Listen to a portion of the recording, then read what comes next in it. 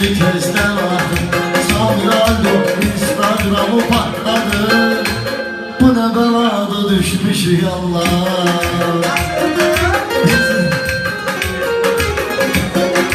Mehdi'nin doymaram senden saygısın, Mehdi'nin doymaram senden yaygısın.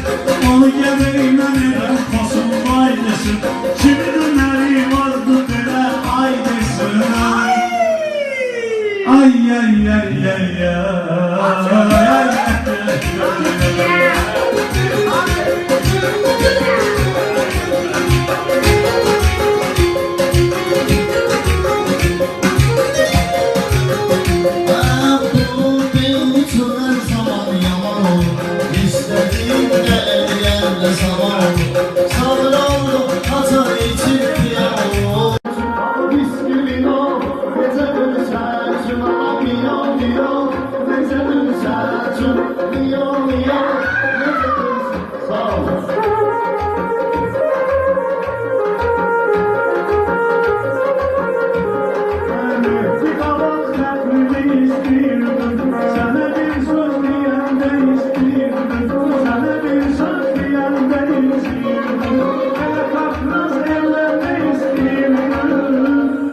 Samiray